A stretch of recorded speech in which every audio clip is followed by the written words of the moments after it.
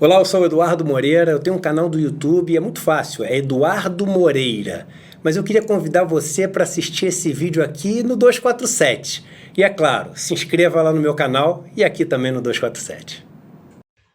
Olá, bom dia a todos vocês que participam aqui do canal.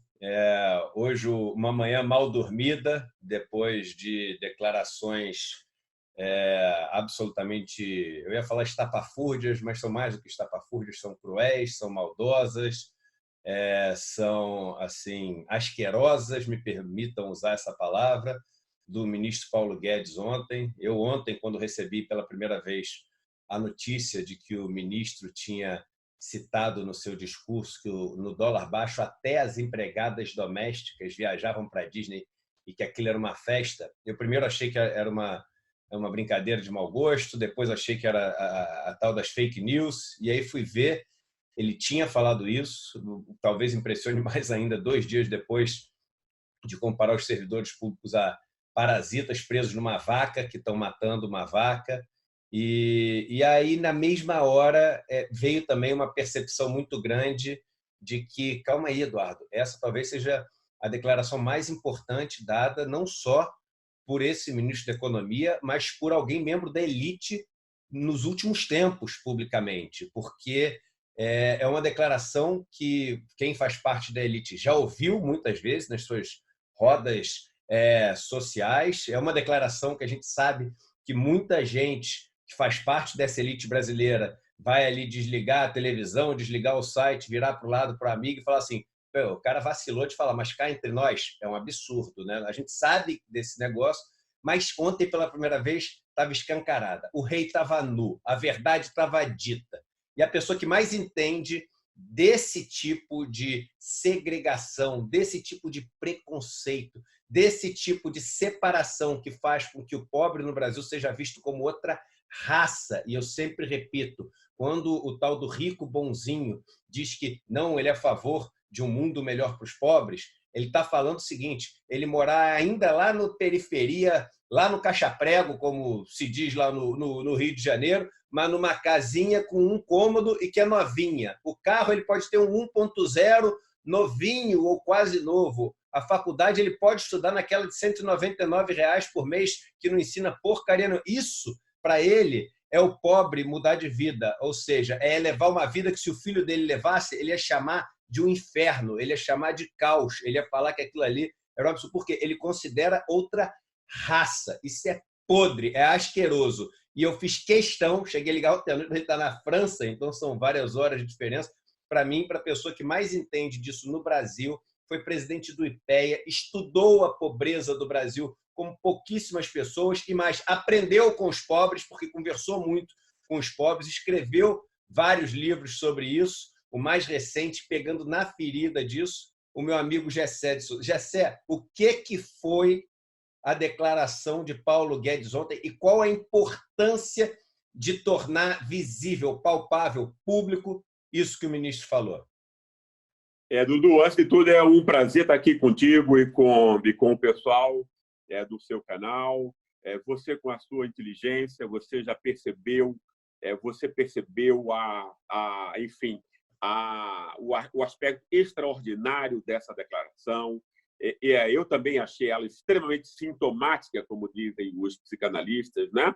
Enfim, ela dá ensejo para que a gente chegue à alma dessa elite, porque, como você sabe muito bem, o Guedes ele é um instrumento dessa elite, não é isso? E ele é um instrumento dessa elite agora quando essa elite está dominada pela elite americana, né? Está assaltando o país aí de diversas formas. E o que o Guedes exprime com essa fala, Dudu, como você muito bem disse, é o racismo, ao mesmo tempo de classe, porque existe um racismo de classe, obviamente ele é invisibilizado, mas ele existe, não é isso? E racismo de raça, que num país como o nosso está amalgamado, né, para tornar exatamente essa classe de pessoas, que é um terço, né, que são quase todas elas negras e todas elas muito pobres, e todas elas, porque esse é o aspecto principal, não é, Tudo. A pobreza econômica, ela tem que estar ligada a várias outras formas de pobreza, e quando você é uma classe humilhada há séculos, né, você é retirado toda a autoestima, a autoconfiança que você pode, que elimina, que impede que você possa progredir na vida. E o que o ministro disse é exatamente o âmago dessa humilhação. Qual é o âmago dessa humilhação, Dudu? É você não considerar essas pessoas que batalham a vida no país, é mais de um terço da população brasileira sem nenhuma chance, mas batalhando com 13 horas, 14 horas de trabalho, horas perdidas no transporte, um sono mal dormido, uma vida que não merece esse nome, não é isso? E essas pessoas são condenadas a essa vida porque, como Paulo Guedes, a elite e a classe média branca brasileira, né, tem essas pessoas como subgente. Essas pessoas não são gente. Né? Não são gente. Por quê? Porque uma pessoa que não pode sonhar, quer dizer, imagina, o que é que ele está dizendo aí? É que o sonho, né, essas pessoas não podem ter nenhum sonho na vida. Né? Por exemplo, ir para a Disney eventualmente, etc., como estava podendo ir com a política, enfim, do presidente Lula, etc., de transferência de renda alguma mínima, né? Não era transferência da parte do Leão, que essa continuava indo para os juros, não é isso? Mas uma mínima para os mais pobres. Nem isso é possível. Por quê? Porque a classe média e os ricos consideram essas pessoas como animais, né? Animais que só têm que trabalhar, animais que têm que continuar humilhados, animais que não devem ter nenhum sonho na vida, como educar os filhos ou fazer uma viagem. O que o ministro Guedes diz é algo que, como você bem disse, a classe média branca brasileira racista, e 70% dela votou em Bolsonaro, né? Então, o que o governo de Bolsonaro no fundo, Dudu, e esse é o tema que, enfim, que eu estou trabalhando nesse último livro que você mencionou, que vai em breve chegar às bancas, né, às livrarias, né, que é o tema do quê? No Brasil, você tem um racismo que ele é invisibilizado, mas que ele é sentido no nível dos afetos. Né? E quando você fala, o pessoal que fala de corrupção, etc., como fosse uma grande questão, no fundo, ele está criminalizando esses pobres e esses negros, né? Porque é o fato deles não poderem eleger ninguém, que aí essa classe, a elite e a classe média branca já vai dizer, olha, está mandando o negro para a universidade, está dando chance ao pobre. E é isso que esse pessoal não quer. Não é? A gente tem que jogar agora, tocar o dedo na periferia, senão o Brasil não vai aprender nunca, nem daqui a mais 500 anos, que é esse tema da corrupção, esse tema desse moralismo barato, né, que não é moralismo coisa nenhuma, como a gente está vendo agora, a roubalheira muito maior, e ninguém sai às ruas, não é isso? Ou seja, esse moralismo está no lugar do racismo. Né? Esse moralismo barato que faz com que um cara como Guedes chame, por exemplo, um servidor público de parasita, não é isso? Que é, inclusive, um funcionalismo público que é pequeno para o tamanho do Brasil. O Brasil gasta pouco com o seu funcionalismo. Deveria gastar mais, pagar melhor para ter melhores serviços para a população e não pagar juros extorsivos 11 vezes mais do que se paga na Europa, simples, sem nenhuma contrapartida, como você sabe muito bem, Dudu. Né?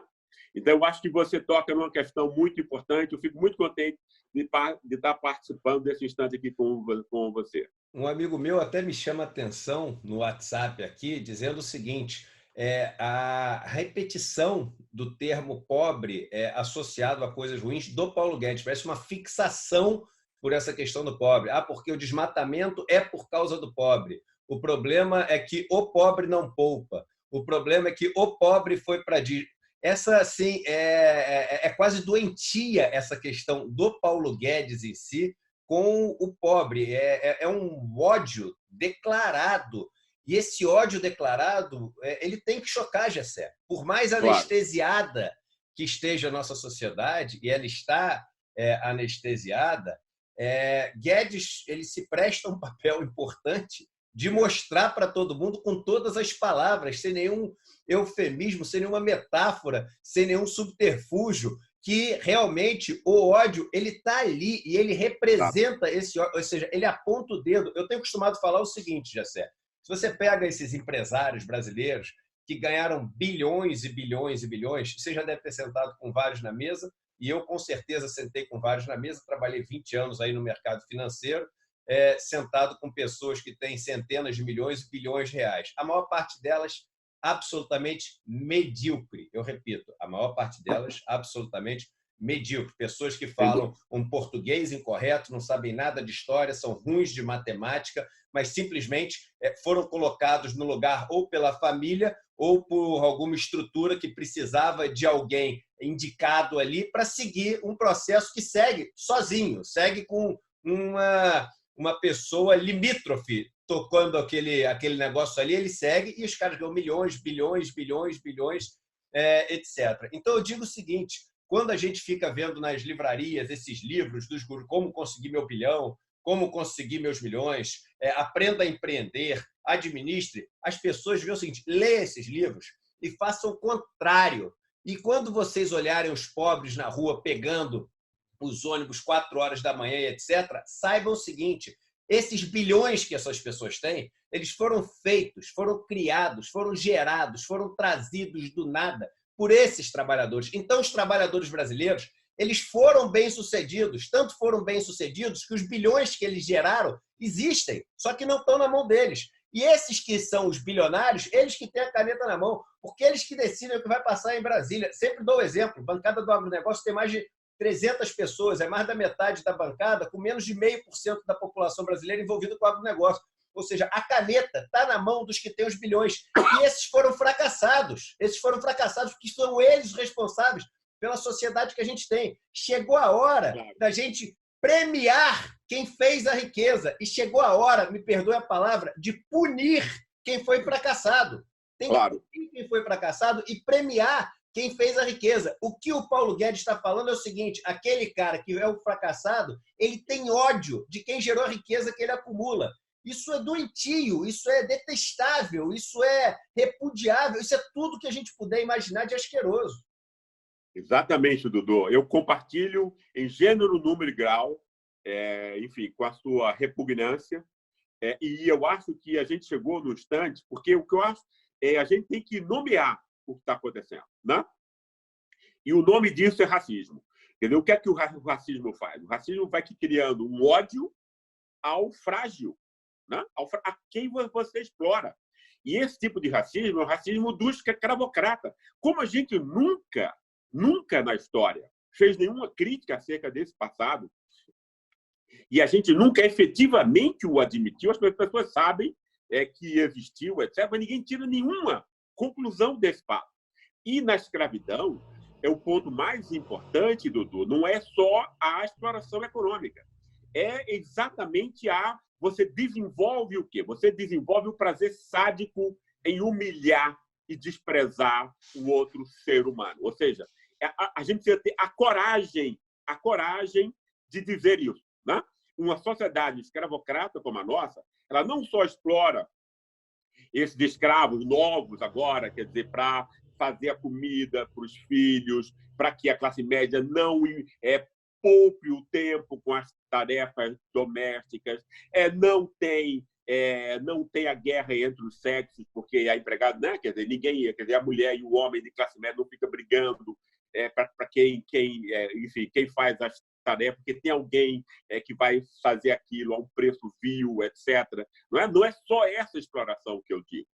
A gente tem, no âmago da sociedade brasileira, o ódio ao pobre, ao negro e ao mais frágil. É por conta disso que a polícia mata negro, não é isso? E ela pode matar negro. Ou seja, toda a nossa desgraça está ligada a esse tipo de sentimento que se cria quando a gente tem o prazer sádico, né? Em olhar o outro de cima para baixo, na piada racista. Esse tipo de coisa que o Guedes disse é uma piada racista, né? É feita para que as pessoas riam, etc., como se fosse uma brincadeira, etc. Não é? Entende? Quer dizer, então tem uma enorme maldade nisso. E é uma maldade da sociedade brasileira. Ou seja, Guedes é, hoje em dia, o maior representante da elite brasileira. Essa elite acachapada agora, né, subjugada pela elite americana, né, e da classe média branca brasileira, especialmente da sua posição rentista, ou do agronegócio. Porque o agronegócio no Brasil, Dudu, é exatamente, você conhece isso como poucos, porque você foi ver a miséria e o sofrimento que esse pessoal causa em loco, né? O que muito pouca gente faz, não é isso? É o pessoal o quê? O pessoal que sempre que roubava terras, né? A origem, vamos falar a verdade, Dudu. Esse país precisa de verdade, não de mentira, né? É o pessoal que durante 500 anos roubava a terra dos poceiros, como continua roubando hoje, né? Assassinando, ou seja, são assassinos e ladrões, a base da elite agrária brasileira de assassinato e roubo, É isso aí. que depois era tornado legítimo por juízes como Moro. Isso. Né? Só lembrando para todo mundo, o termo grilagem... Esse é o arranjo criminoso que manteve o quê? Essa estrutura da escravidão no campo e na cidade. Né? E é um pessoal, né, doente, Dudu, como você bem disse, é doente. Ele é doente por quê? Porque ele tem ódio do frágil, do cara que não tem nenhum sonho, não pode ter nenhum sonho, tem que passar fome, não é isso? Tem que estar... Entende isso? Ou seja, então tem uma enorme ausência de qualquer grandeza humana. Porque, obviamente, o país da riqueza do Brasil poderia ter gente, quer dizer, pode ter gente rica, etc., não tem nenhuma, né? Entende isso? Quer dizer, mas não tem nenhum motivo para que no país como o Brasil você tenha miseráveis como nós temos. Né? Entende? Gente passando fome, gente sem nenhuma chance de futuro, gente sem educação, e isso geração a partir de geração. Né? Exatamente por quê? Porque existe um ódio montado no racismo racial e de classe, dessa elite, dessa classe média, que mantém as pessoas aí e que não pode ter nenhuma ajuda, porque senão tem golpes de Estado para afastar governos que tentem isso. Né? É isso aí. Bem, Gessé, eu queria não prolongar isso, até para ser um vídeo que muitas pessoas vejam até o final. Eu acho que é importante a gente ser relativamente sucinto. E a única pergunta que eu queria fazer a mais para a gente fechar é o seguinte: e aquela classe média-baixa, né, que deveria se sentir ofendida com essas declarações de Paulo Guedes, porque ela faz parte desse grupo que foi ridicularizado, caricaturado, que foi humilhado pelas declarações de Paulo Guedes, mas que votou em massa em Bolsonaro porque tem esse sonho de tornar-se opressor, como Paulo Freire diria, né? Que tem o vírus do opressor incubado ali, muito forte, e como saiu da miséria, da pobreza e virou uma classe média baixa, o cara está doido para se tornar o capataz da fazenda ali. Essa turma, ela se toca com essa declaração do Paulo Guedes ou não? Precisa de mais do que isso, apesar de ser difícil para mim imaginar o que pode ser maior do que uma declaração tão direta como essa.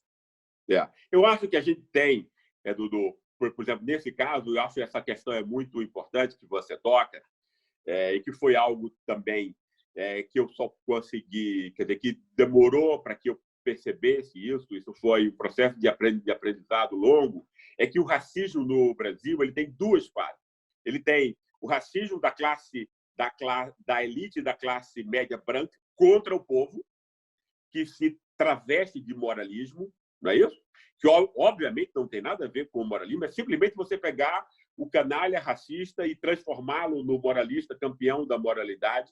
Né? Foi isso que os intelectuais da elite fizeram, criminalizando a política e o Estado, porque, no fundo, você criminaliza a participação popular a partir disso, essa é a razão. Mas também tem um racismo entre os pobres. Né? Ele tem tanto racismo daquilo que a gente pode chamar como a família do Bolsonaro, que é a família do italiano, imigrante, pobre, branco, só tem a cor diferente, né, do negro que eventualmente mora ali na vizinhança, etc. Né? Porque essa necessidade entre os pobres, o que vai ser? Você pode, não obrigatoriamente existem essas distinções E o racismo pode ser criticado, mostrar que o pobre tem, seja ele negro ou branco, ele é um ser humano igual e que ele pode ter objetivos que são comuns, não é isso? Para subir em conjunto, como povo, etc., né? Que vai ter direito ao produto do seu trabalho. A propaganda de Bolsonaro e das igrejas evangélicas, como a de Edir Macedo, que tem uma mensagem extremamente preconceituosa, racista contra as mulheres, né? Por exemplo, diz que a mulher não pode ir para a universidade, que a mulher deve ser mesmo subserviente ao homem, quer dizer, é um negócio completamente absurdo, né? Elimina chances de vida, imagine isso. Mas que também cria o quê, Dudu? Não só ela é uma mensagem, né? Sexista, machista, do pior jeito, mas ela é também uma mensagem racista. Por quê? Porque ela cria uma divisão artificial entre os pobres. Vai criar o quê? O pobre honesto, que é o pobre que vai à igreja evangélica, no fundo, basicamente é isso, não é isso? Que vai comprar esse discurso desses caras, e o que vai se chamar de pobre delinquente. Delinquente, né? Não no sentido dos amigos que Moro protege, né? Ou Guedes faz as políticas dele, tal, que é o cara que vai explorar, no fundo mesmo, como você diz sempre, a riqueza popular sem produzir nada, através de rentismo, etc., só sugando o trabalho dos outros, né? Esse é que é o delinquente, mas esse não é chamado como tal. O delinquente vai ser o cara que é achado com um cigarro de maconha e vai preso, Dudu, e que vai preso, que vai ser, né, vai fazer parte do grande contingente de pobres presos por conta de bagatela e de bobagem, especialmente se ele for negro, né? Então você cria o bandido, né, chamando, quer dizer, o homem pobre negro vai ser o bandido, a mulher vai ser a prostituta, não é isso? Claro, quer dizer, tornada delinquente também, e o homossexual de ambos os sexos, né? Esse discurso foi montado para jogar pobre contra pobre, né? Que é exatamente o que a extrema-direita americana mostrou e que eu procuro mostrar nesse meu último livro, né? Foi transformado pelo governo Bolsonaro em associação com esse discurso racista, machista, né? De Edir Macedo e outros de igrejas evangélicas, né? Numa forma de quê? Não de unir os pobres, de solidarizar a sua luta, mas exatamente de tornar os pobres inimigos entre si, né? Entende? Quer dizer, e o racismo serve para isso. Então, o racismo no Brasil ele é segmentado, né? Ele é segmentado por classes, então, o que o torna mais difícil de ser combatido. Beleza. Jessé, muito obrigado aí por sua disposição imediata de conversar sobre esse tema. Eu acho que o tema pedia uma conversa, um debate, uma análise imediata, e nos vemos em breve, se Deus quiser. Tá bom? Claro. Um abraço grande para você, meu querido. Um abraço. E um abraço aos nossos amigos aí do canal. Grande abraço. Até mais. Tchau.